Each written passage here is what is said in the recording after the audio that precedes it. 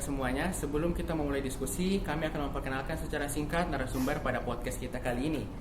Yaitu narasumber kita hari ini yaitu Dr. Ika Rahayu Susanti, MMRS, Diplomat Siptek, CPS, CHQP, CRM, dan Fiskua. Beliau lahir di Mataram pada tanggal 24 Juni 1978. Beliau menempuh S1 Profesi Dokter di Universitas Udayana dan Diplomat in Official Application Siptek di Carla Estetik Institute Jakarta, serta Magister Manajemen Rumah Sakit di Universitas Brawijaya.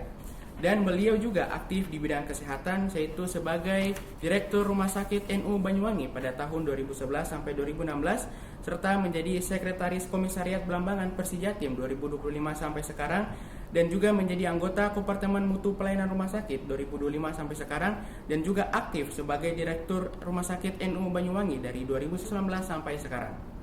Baik, permisi dok, sebagai pembuka kami ingin memulai dari perspektif umum. Apakah pernah ada inovasi secara sosial dinilai baik, namun secara finansial itu kurang menguntungkan? Dan bagaimana sikap manajemen rumah sakit dalam menyikapi kondisi tersebut, dok? Iya, pertanyaannya bagus ya. Iya. Kalau mengenai inovasi itu kan setiap, kalau di kami ya, kalau di Rumah Sakit NU itu insya Allah akan selalu kami lakukan. Nah, kalau untuk di masyarakat tentunya ada beberapa poin-poin ya, yang mana pendekatan dari rumah sakit agar dia lebih bisa mendekati kepada masyarakat. Salah satunya misalnya dengan pelaksanaan bakti sosial, kemudian baik itu melibatkan dari teman-teman spesialis dan juga semua yang intinya adalah stakeholder kita. Nah, kemudian saat melaksanakan itu tentunya kami tidak memikirkan dulu ya. Kita tidak mikir dulu, itu kan dari segi marketing ya. Kita tidak memikirkan oh ini harus untung, oh ini harus langsung mendapatkan penghasilan atau apa pendapatan keuntungan untuk rumah sakit ya. Intinya adalah kita melakukan dengan benar-benar, karena kami satu yang kami ingin pakai adalah selain memberikan pelayanan yang baik, kita menunjukkan bahwa RSNU Banyuwangi bisa inovasinya banyak kepada masyarakat, kemudian bisa merangkul mungkin masyarakat. Tentunya itu membuat jadi kami menjadi semakin dikenal oleh masyarakat sehingga akan mendapatkan kepercayaan ke kita gitu ya. Jadi itu adalah poin yang kami pegang. Jadi kalau melakukan inovasi atau apa untuk perkara tadi ya keuntungan atau kerugian, ya itu nanti tentu akan menyertai gitu intinya ya. Terus ada lagi tadi apa yang terakhir pertanyaannya? Ini dok, kira-kira bagaimana sikap manajemen rumah sakit dalam menyikapi kondisi tersebut, dok? Oh ya itu tadi kalau kondisi kalau dari kami ya memikirkan seperti itu, karena keuntungan itu tidak mesti langsung pada saat itu juga. Dengan dikenal oleh masyarakat, tentu masyarakat akhirnya percaya. Oh ya, kami ada dokter jantung nih misalnya gitu ya. Jadi kalau nanti misalnya ada yang sakit, kita segera aja ke rumah sakit NU, sehingga minimal mau tidak mau akan menambah untuk income untuk rumah sakit ya. Berarti memang entrepreneurship di rumah sakit ini tuh tidak selalu identik dengan keuntungan langsung, memang iya memang benar, ada beberapa sudut pandang ya dokter, ya, benar. sosial dan juga lingkungan. Jelas, kalau untuk sosial juga memang ada dana-dana kita, bagian-bagian dari RSNU yang CSR yang memang sudah kita berikan kepada masyarakat yang membutuhkan. Kemudian untuk sosial itu juga kita merangkul sekitar kita juga. Jadi memang ada pelayanan kesehatan bakti sosial yang memang rutin kita lakukan. Bahkan mungkin operasi katara atau apa itu kita juga melakukan secara berapa triwulan gitu. Oke, baik dokter, mungkin masuk ke segmen selanjutnya yaitu terkait BPJS juga. Nah, apakah rumah sakit itu pernah mengevaluasi dampak proses klaim BPJS terhadap kepuasan pasiennya dan tenaga kesehatannya itu sendiri, dokter? Iya. Kalau untuk evaluasi klaim itu kan selalu dilakukan ya. Ya, jadi kita ada tim kendali mutu, kendali biaya. Jadi dari tim tersebut kita bisa melihat bagaimana sih klaim-klaim yang ada. Nah, itu adalah salah satu sudut. Tetapi di sini ada poin kendali mutu dan kendali biaya. Jadi prinsip kalau dari kami, kalau saya dari dulu, mungkin teman-teman yang di rumah sakit sudah tahu bahwa yang utama adalah kita pelayanan dulu. Kalau ada pasien, berikan pelayanan dengan sebaik-baiknya dan jangan pernah meninggalkan mutu gitu. Sudahlah, kalau masalah biaya itu kan sudah ada ya tadi tim ya. Jadi memang akan ada yang kadang-kadang minus. Ada juga yang mungkin ada lebihnya sedikit untuk di rumah sakit, tapi overall untuk di kita ya alhamdulillah bisa berjalan dengan sangat lancar gitu ya. Kalau untuk kepuasan tentu itu adalah hal yang utama kami kejar, karena memang bagaimana kita bisa memberikan pelayanan yang dengan bermutu sehingga pasien-pasien kita menjadi puas gitu, iya kan? Mungkin itu ya terkait ini. Selanjutnya dok, saya ada beberapa pertanyaan yang buat saya penasaran sih. Ini beberapa pertanyaan yang sering dilayangkan di media sosial juga sih dok. Jadi semisalnya dalam suatu kondisi ada penyakit yang bersifat urgensi dok. Terus tetapi data penyakit dari BPJS tersebut, dari BPJS pasien itu belum atau tidak terintegrasi dok. Kira-kira apa yang menjadi kebijakan dalam rumah sakit itu dalam kondisi itu dok? Poin pertama, penekanan kasus emergensi, kasus urgen dan lain-lain yang harus segera tangani segera. Itu adalah prinsip ya. Kemudian nanti mengenai pembiayaan lain-lain tentunya ada alur ya kan. Misalnya pasiennya tidak mampu, berarti kita harus bisa menggunakan apa istilahnya SKTM ya, itu ada di rumah sakit pemerintah. Dari sini yang jelas harus distabilkan dulu kalau memang nanti kita membawa ke rumah sakit pemerintah. Nah pertanyaannya biaya yang tadi gimana dok? Kalau mereka memang tidak memiliki ya udah berarti dari dananya rumah sakit. Nah itu yang memang kadang-kadang tapi tidak banyak sih. Ada beberapa yang kasus memang seperti itu. Akan tetapi prinsipnya adalah kita pasien masuk pertama kali kalau memang dia butuh penanganan segera itu wajib kita lakukan ya. Baik dokter, izin bertanya juga di salah satu kondisi yang juga mungkin banyak terjadi di beberapa rumah sakit, yaitu ketika pasien itu sedang ramai di rumah sakit sementara mungkin di sisi lain jadwal beberapa dokter juga terbatas. Saya ingin tahu akhirnya bagaimana rumah sakit itu menjaga administrasi itu tetap berjalan dan juga tetap optimal.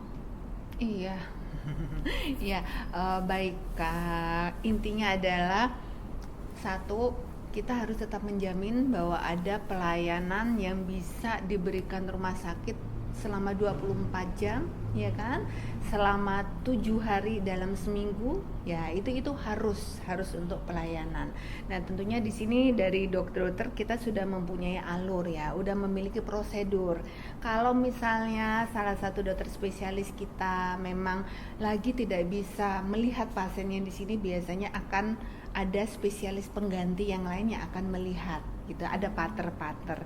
Kalau misalnya nanti yang pasien ini dirawat oleh spesialis, beliau tidak ada di sini, maka tentunya akan dilihat oleh dokternya kita, dokter jaga. Nah itu jadi itu adalah bentuk untuk menjaga kesinambungan terkait tadi dengan dokter ya.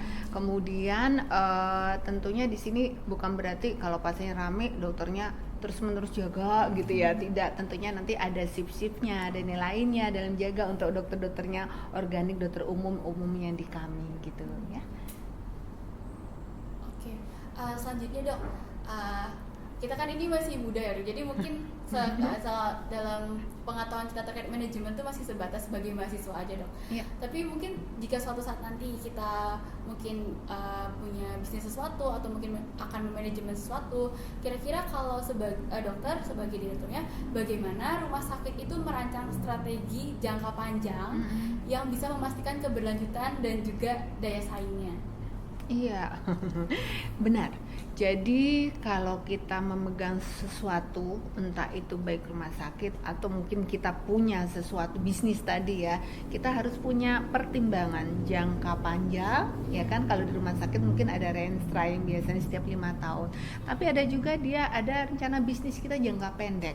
Jadi biasanya setiap tahun kami melihat. Nah, kalau jangka panjang itu kira-kira kita ini mau apa sih yang kami capai untuk jangka panjang gitu.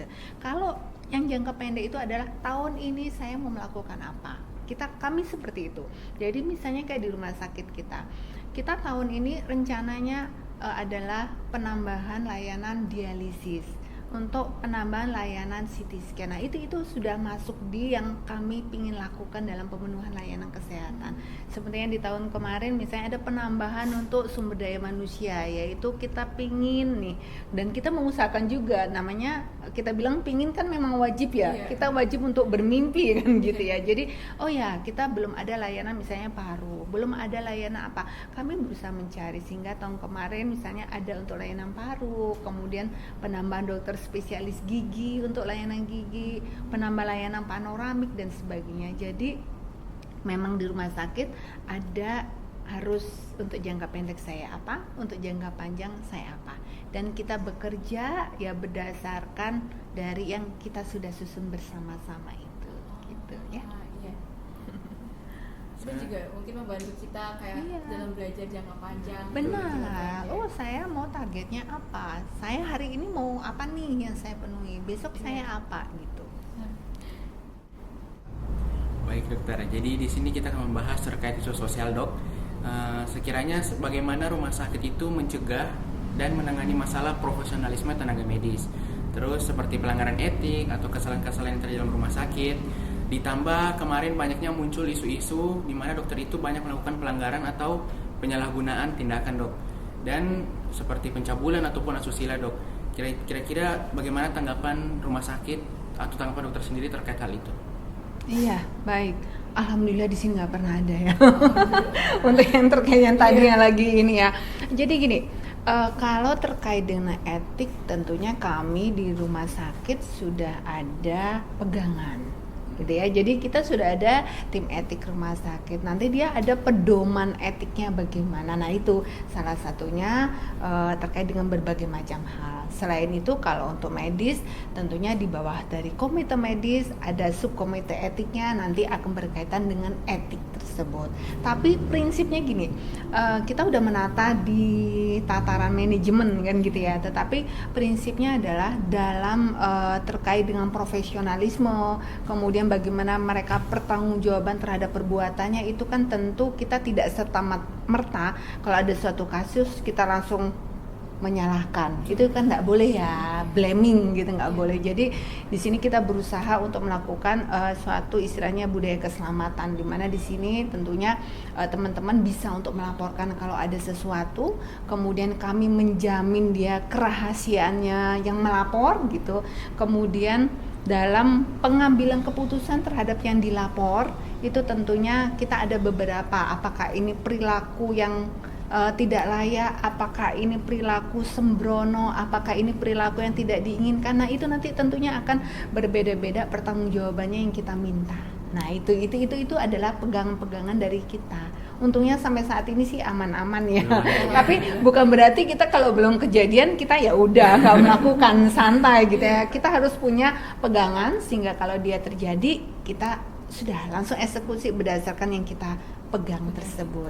Mungkin itu ya terkait itu, sehingga mudah-mudahan terkait dengan etik, terkait dengan lain-lain itu tidak terjadi di sini, sehingga teman-teman bisa profesional dalam memberikan pelayanan kepada masyarakat. Izin dokter, kita mau beralih ke pertanyaan dari sudut pandang marketing dan juga positioning. Kalau dari positioning, apakah yang jadi nilai unggul dari Rumah Sakit NU Banyuwangi sendiri dibanding rumah sakit di wilayah Rogo Jambi ini, khususnya untuk menarik pasien non BPJS itu? Baik, untuk posisi ya, kita dikenal dengan rumah sakit mewah loh di sini. Mepet sawah. Bukan mewah. Jadi alhamdulillah tapi mewah beneran gitu ya. Jadi dulu itu kan sebenarnya rumah sakit udah usia 28 tahun ya. Jadi ya kalau diibaratkan manusia, kalau di sini ini kan rumah sakit didirikan berdasarkan tidak ada saham sama sekali, berdasarkan urunan-urunan dari pendiri-pendiri kita yang dulu. Kalau ada pengajian, beliau-beliau memberikan apa yang beliau punya, itu dikumpulin untuk membangun. Nah, alhamdulillah kita di sini bekerja sama, kemudian tak pernah lelah gitulah. Jadi sampai dengan saat ini. Nah, ya saya bilang kenapa kita dulu dikenal mewah gitu ya, mepet sawah, karena memang sekitar kita ini kan sepi, banyak sawah dan lain-lain. Tapi kami optimis gini, karena apa? Apalagi sekarang saat ini di wilayah bukan hanya Rogo Jambi ya, kalau saya bilang di daerah Banyuwangi mungkin bagian tengah kan sini ya, ini baru ada satu rumah sakit yang tipe C.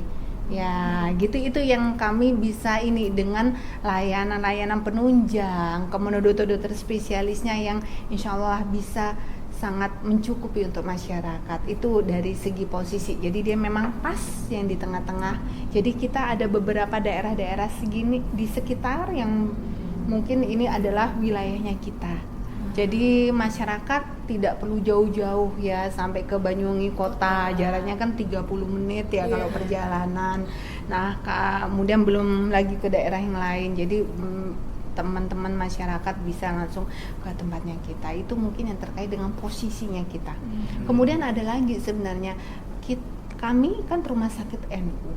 Sedangkan kalau di Banyuwangi ini insya Allah hampir sebagian masyarakatnya adalah teman NU gitu ya. Jadi itu merupakan suatu ini loh, ayo kamu punya rumah sakit gitu. Itu yang sering kami soundingkan ke teman-teman dari NU, kamu punya rumah sakit, Anda punya rumah sakit. Jadi monggo, kalau ini kami siap untuk sinergi. Tentunya di rumah sakit sendiri dengan beberapa program. Jadi kalau misalnya ada teman-teman dari NU yang ke kita datang periksa, tentu ada beberapa mungkin fasilitas-fasilitas atau beberapa istilahnya kalau kita tuh ada magic card gitu, apa dia menunjukkan kartu gitu, jadi nanti sudah otomatis biasanya ada beberapa yang kita berikan fasilitas untuk teman-teman NU gitu. Sebenarnya dokter sendiri sudah menjawab pertanyaan selanjutnya. Oh gitu? Tapi nggak apa-apa dok. Sebenarnya pertanyaan selanjutnya yaitu tentang bagaimana kan marketing dan brand itu tuh merupakan hal yang menjual dan kayak menjadi wajah dari rumah sakit dan juga pelayanannya dok. Sebenarnya saya ingin bertanya terkait bagaimana identitas NU sendiri digunakan sebagai strategi branding itu, karena kan yang kita tahu sendiri NU juga merupakan organisasi yang besar ya dok di masyarakat. Nah itu dok, mungkin kira-kira bagaimana dokter juga memperkenalkan branding NU tersebut kepada pasien dan juga tetap memberikan pelayanan yang terbaik dengan mungkin ada beberapa orang yang memiliki pandangan berbeda tapi brand ini tetap bisa untuk seluruh masyarakatnya gitu. Iya benar, itu tadi. Jadi kalau branding ya, kita bilang branding itu kan tidak bisa saya sekali muncul langsung muncul brand, bener kan? Jadi branding itu susah banget.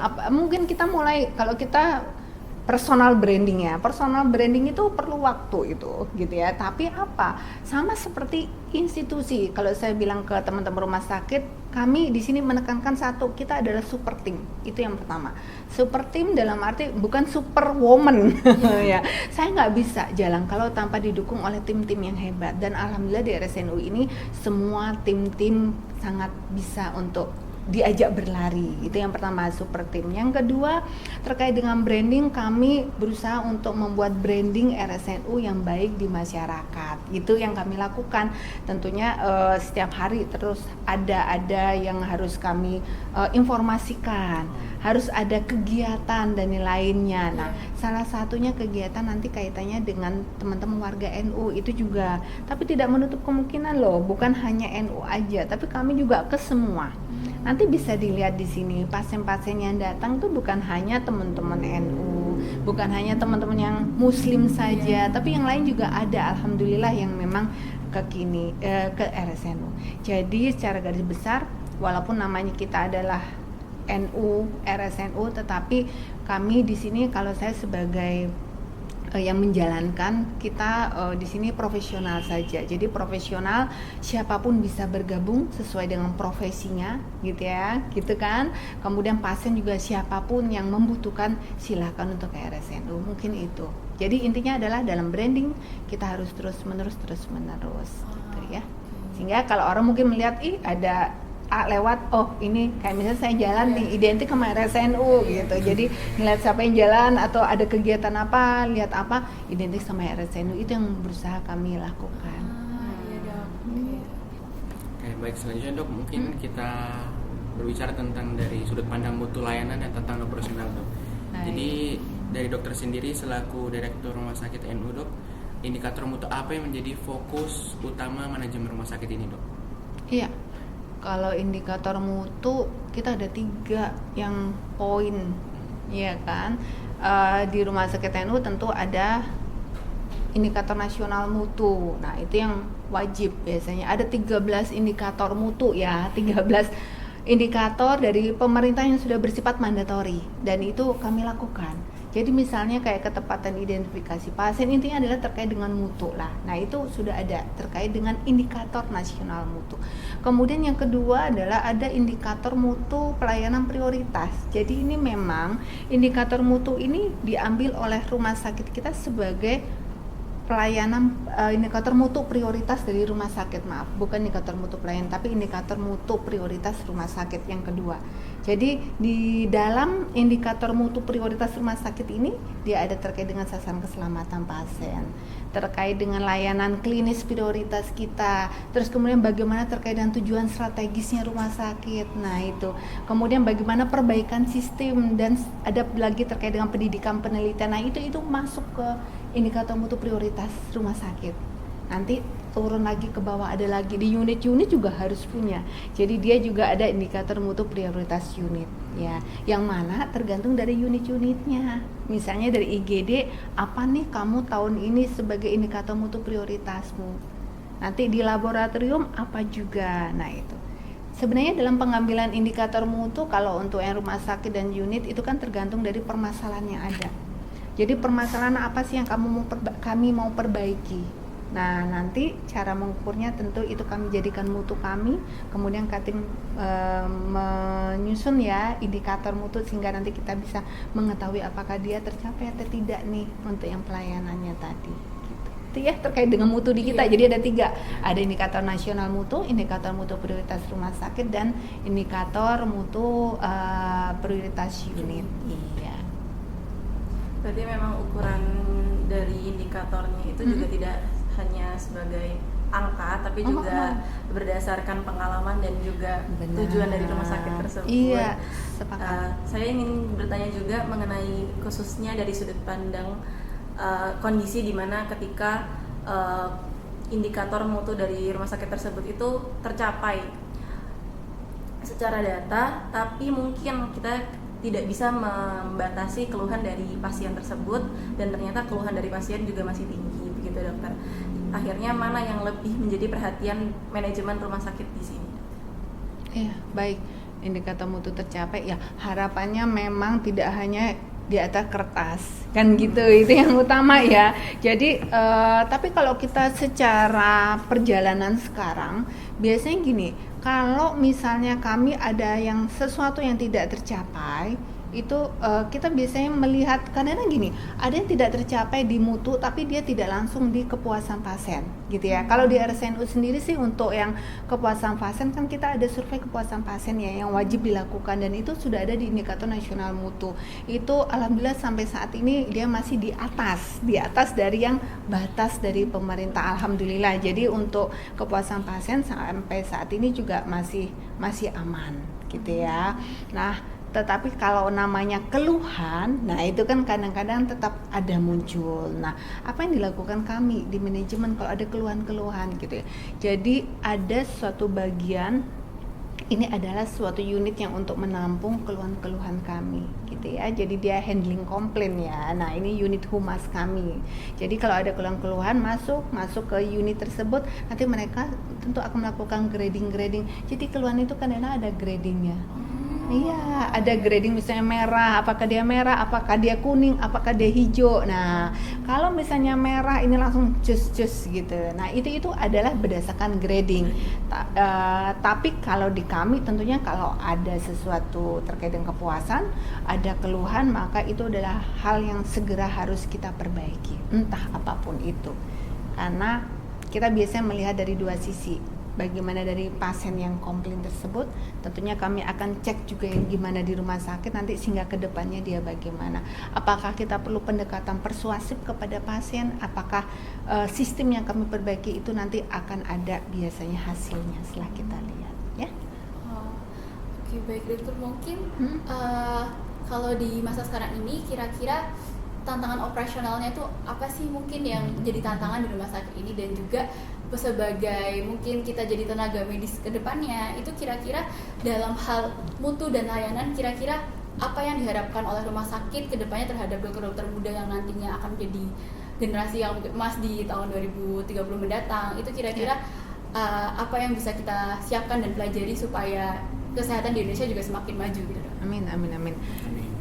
Tantangan rumah sakit kita pertama pemenuhan layanan. Mungkin kalau saya di rumah sakit ini, kalau rumah sakit TNU mungkin tantangan bagaimana kami bisa memiliki pelayanan yang bisa mencakup semua, baik itu dari segi peralatan maupun dari segi SDM itu. Nah, kalau misalnya dok, kira-kira tadi apa sih pegangan bagi kami dan lain-lain, mungkin pesan saya satu, masyarakat sekarang udah tambah pintar. Benar tidak? Iya, Kalau kita konsultasi, ketemu sama dokter misalnya, dokter objin atau apa, mereka udah cari dulu tuh infonya di ChatGPT apa, di Gemini apa gitu, nanti bener apa enggak gitu ya, bahkan ada apa tuh guyon-guyon atau apa ya. Jadi prinsipnya adalah masyarakat sekarang semakin benar, semakin pinter kalau saya bilang. Oleh karena itu kita jangan sampai ketinggalan. Tetap anak-anak yang sekarang, saya bilang generasi sekarang kan keren-keren banget nih ya, jadi harus memang mengikuti. Jadi kita perbanyak lagi ilmu, kemudian kita kaitkan dengan yang apa sih yang diperoleh pada saat kita pendidikan dan sebagainya. Mumpung masih sedang pendidikan, perbanyak, saya bilang perbanyak dengan sebanyak-banyaknya ilmu dan skill dan sebagainya, sehingga nanti kalau pada saat lulus bisa benar-benar bermanfaat. Kemudian yang berikutnya komunikasi itu penting banget untuk nanti kita di masyarakat. Hindari sariawan dalam arti bukan sakit sariawan ya. Kalau kita sariawan, kita rajin bicara apa enggak kan? Jadi diem. Nah itu. Jadi nanti diharapkan komunikasi. Intinya adalah komunikasi yang baik kepada pasien maupun kepada kita sesama dokter, mungkin sesama perawat, sama bidan dan lain-lain profesional pemberi asuhan dalam rumah sakit. Mungkin itu aja poin-poin yang harus dipegang teman-teman ya. Mungkin ini kita udah masuk di topik terakhir ya dok ya. Jadi sebelum saya mengajukan pertanyaan, mungkin saya sangat, kalau ini semua teman-teman sangat berterima kasih. Mungkin bukan cuma pendengar doang yang merasa banyak belajar hari ini, kami dan teman-teman juga banyak belajar hari ini terkait penjelasan dari dosen, dari visi misi BPJS, sehingga terakhir ke perspektif kelembagaan. Jadi sebagai penutup dok, bagaimana rencana dokter selaku Direktur Rumah Sakit NU ini mendefinisikan keberhasilan pengelolaan kewirausahaan secara institusional dok? Iya. Kalau kita wirausaha, tentunya bagaimana sih dia bisa untung gitu kan ya? Iya kan? Nggak mungkin ada pengusaha yang saya nggak boleh untung, nggak mau nyari keuntungan atau apa, mesti setidaknya ada. Tapi kalau di kami di sini karena kita ada lembaga. Oke, kita bersifat sosial, tapi kita juga harus bersifat ekonomi, kan gitu ya. Kalau dulu mungkin rumah sakit itu identik dengan lembaga sosial. Kalau sekarang dia ada gandengannya, ada ekonomi. Ya memang iya, karena kan memang di rumah sakit dia banyak pemenuhan peralatan yang lainnya, kemudian SDM dan semuanya. Nah, kalau kami dari segi kewirausahaan adalah pertama tentunya kita akan berusaha dan semaksimal mungkin. Kami punya produk, kalau saya bilang kami punya produk nih yang bagus, ya kan, punya produk yang bagus. Bagaimana kita bisa menjual dengan sebaik-baiknya, kalau kita tanda kutip sih ya, menjual. Kemudian menjual itu maksudnya kita bisa memasarkan, ya kan, sehingga nanti apa, sehingga nanti para pelanggan akan ke rumah sakit kami, pasien-pasien. Nah nanti ada lagi PR berikutnya, bagaimana yang sudah datang ini dia bisa menjadi puas, sehingga apa, kalau sudah sembuh, sudah pulang, nanti kalau ada suatu saat membutuhkan layanan, dia akan ingat, oh saya balik ke RSNU Banyuwangi. Itu mungkin kaitannya untuk yang di rumah sakit, sama seperti wirausaha yang lain juga saya pikir itu juga sama, bagaimana pelanggan itu bisa kembali lagi ke kita, ya kan? Ya mungkin itu ya. Baik, terima kasih dokter atas penjelasannya. Tadi juga menambahkan dari Rayvan bahwa beberapa hasil diskusi kami hari ini akan jadi pemahaman di luar pemahaman kami sebagai mahasiswa kedokteran yang hanya melihat dari sisi observer pelayanan kesehatan, tapi juga akhirnya kita dapat bekal dan pemahaman dari sisi manajemen dan juga mutu. Ya semoga hasil diskusi kami di sini juga jadi membuka banyak pandangan lebih buat kami. Amin, amin, amin. Ya, jadi juga tadi kita dapat juga ilmu terkait gimana kita sebagai mahasiswa kedokteran juga memiliki pandangan terkait manajemen dari rumah sakit, juga bagaimana kita bisa memberikan pelayanan yang baik ke depannya ya dok ya. Jadi Iya, tidak siap. lupa kami ucapkan juga banyak-banyak terima kasih kepada Sama-sama. Direktur Rumah Sakit NU Banyuwangi, Makasih, Dr. Dokter. Ika, Dengan senang hati. dan juga seluruh pendengar yang sudah mendengar kita. Sampai jumpa di episode berikutnya. Wassalamualaikum warahmatullahi wabarakatuh. Terima kasih banyak. Terima kasih Dokter. banyak, Dokter. Sehat selalu ya. Sehat-sehat yuk. Anak saya. Yeah, the wonderful thing about that is that it speaks to people. One is the loneliest number that you'll ever